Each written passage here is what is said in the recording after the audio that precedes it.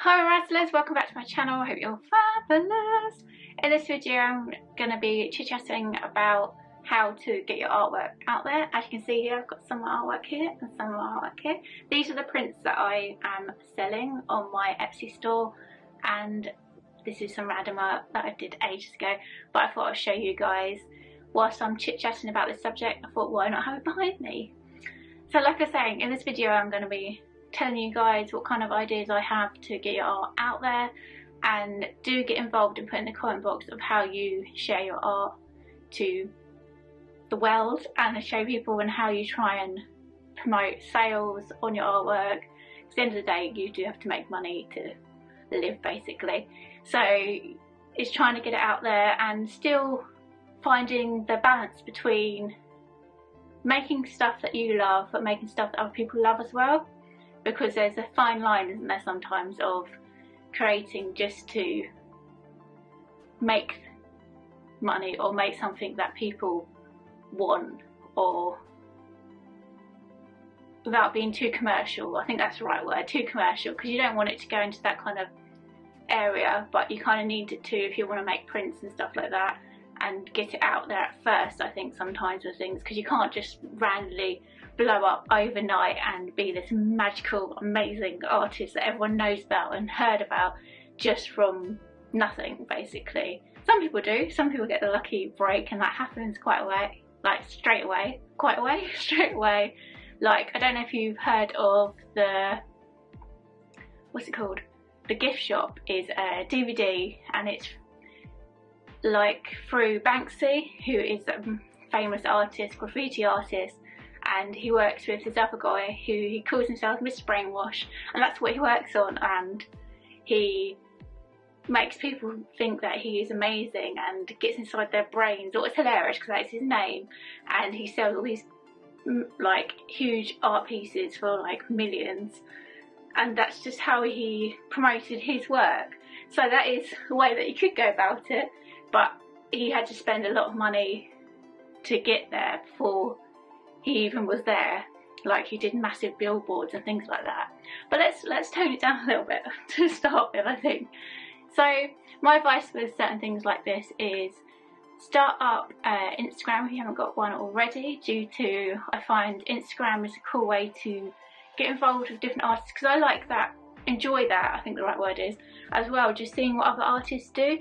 Not to think, oh, I'm not as good as them or stuff like that, but just to think, I don't think you should ever think you're not as good as them. You should think they are different, and what can I learn from this, or what can I be inspired by? I think that's the right word, is you should always be inspired by other people rather than thinking I'm not as good as them and stuff like that, because if you say that, you already put yourself down. So I love Instagram, that you can interact with other people, other artists, a lot easier, and it's very visually based, isn't it? So people can like your art, comment on it, share it, and it's really easily done.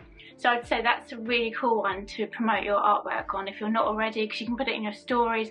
Now they've added a new thing that you've got things called Reels that are a bit like TikTok, what I'll go on to in a minute, that you can make videos of your artwork. So if you do artwork, you could do like a little like speed video of you painting or you drawing, because sometimes people do like to see the artist. They like to see where their artworks come, to give it a bit of storyline, to give it a bit more depth. I think sometimes people do, sometimes they don't, they just think like the artwork itself is enough strength on its own. It doesn't need to have a backup story of who made it. It doesn't always need this, but other people do want the backstory and want to know. TikTok is another platform what has been very up and coming with, you can grow really fast on it and share videos, but a lot of it is to do with more of the algorithm still, I'd say, and hashtagging and things more than the actual artwork. So if you are on this platform and you're thinking my artwork's not blowing up, and it's not because your artwork is rubbish or anything like that, it's just because you haven't got into that circle of the right hashtags or something silly like that. But it still is a really cool place to upload videos of your artwork and how you make certain things maybe, or just you generally chit-chatting about art stuff. because then it gets your name out there and people can come across you in a different area, because they might not come across your website because that's such a niche area. You kind of, that's a broader bubble, if you know what I mean, around the world as well. So they might find you through different routes. That's the whole idea. Sometimes you need people to be able to find you certain ways rather than just being in one area, because then it crosswires over all the other ones. So for example, on YouTube, if someone knows that I do art videos, then they might want to go and check out my other art stuff on my Instagram, what is Razdasm Art. If you want to go and check that out, do so. And you can see all my stuff that I upload, like my arty things. My latest stuff is called Mask It, where I'd use a lot of old-fashioned photography, not photography, paintings, not photography, darling. And I put like masks over due to lockdown, and making a twist of the new with the old, and putting quotations because I love quotations on it, and just making it a bit more modern and adding my like own touch to it and making it unique and quirky. So that's what I've been working on, and I do sell my stuff on Etsy as well, so that's a cool place because lots of artists link with each other. They like each other's shops and like each other's artwork and give different advice. You can like message each other on there, and it's like a little community of shops online, because all art galleries and places are shut at the moment, so you can't go to an art gallery and think, oh, put my artwork up there. So you have to do it a lot online. You can do a lot of what I've been doing, what is a bit random, virtual galleries. Like you have pictures of your artwork in frames, or like they were in a gallery, because you can't do this at the moment. So you're doing a lot of virtual, showing people what certain ways your artwork will look, because some people can't visualise how your artwork would look in a print, how it would look in the canvas and stuff like that. So you have to kind of get that idea into their head so they can visualise it. Facebook as well, I am on Facebook where I do promote my art stuff as well, but I found Facebook isn't, I mean, it doesn't seem to get as much interaction as Instagram. So Instagram is the most interaction I get, and as well TikTok. I'd say that's the most place people comment on my artwork or say, why don't you try this, or why don't you do that.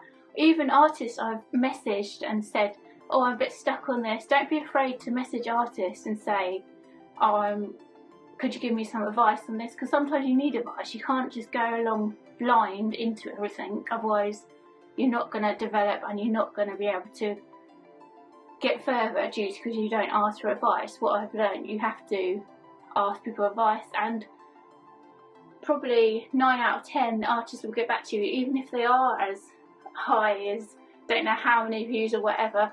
Because one artist I did contact, and I was just generally asking a question, and I sent them a message. I didn't realise how high up she was, and she didn't get back to me. And because it was just was a general question, I wasn't trying to do it because who she was. I did it because I saw her artwork before I looked at how many followers or whatever she had, and I thought that's amazing. I'm sure she can give really cool advice, what she did do, so that was helpful.